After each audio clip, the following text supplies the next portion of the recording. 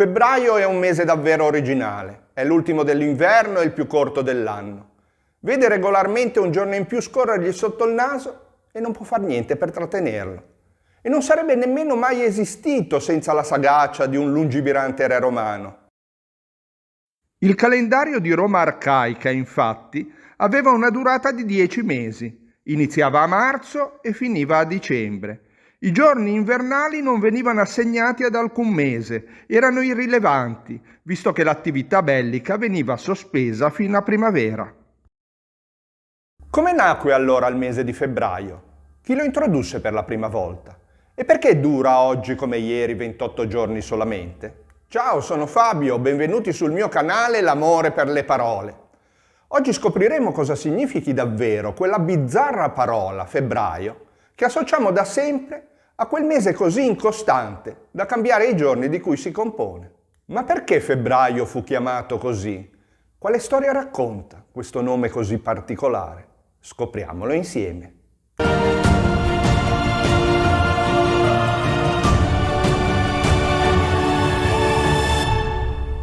Fu Numa Pompilio nel 713 a.C. ad aggiungere dopo dicembre i mesi di gennaio e febbraio, in coda al calendario, adattandolo così all'anno solare.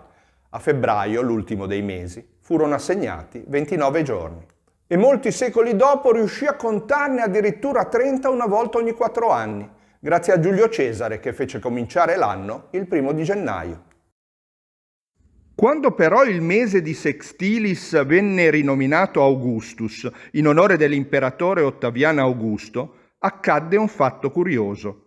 Siccome luglio, il mese dedicato a Giulio Cesare, aveva 31 giorni, mentre agosto 30 solamente, i romani, per glorificare Ottaviano, aggiunsero un giorno ad agosto togliendolo a febbraio. Da allora il tronco febbraio piange quel giorno perduto e ne conta 28. E il nome di febbraio da dove deriva? Con grande inventiva, l'antica lingua latina modella per questo mese un aggettivo dal forte potere liberatorio, venuto al mondo quasi per rendere puri da colpe e peccati. L'aggettivo latino è febrarius, da februs, che significa purificante, che purifica. Febbraio, ultimo mese dell'anno, era dunque il mese della purificazione prima di un nuovo inizio. Da metà mese, infatti, si svolgevano riti di purificazione dei vivi e di espiazione dei defunti tenuti in onore del dio etrusco Februs e della dea romana Febris.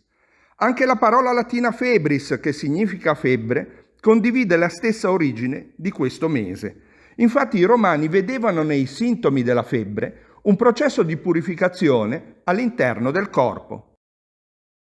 Quando allora con la febbre versiamo moribondi a letto e ci sembra quasi di aver perduto qualche pezzo del corpo, torniamo per un attimo all'antica etimologia di questo mese, febbraio, che accorciato brutalmente per la gloria di un imperatore, ci racconta come lo stato febbrile non sia altro che un momento transitorio di purificazione, che ci permetterà di ritornare alla nostra vita più forti e rigenerati di prima.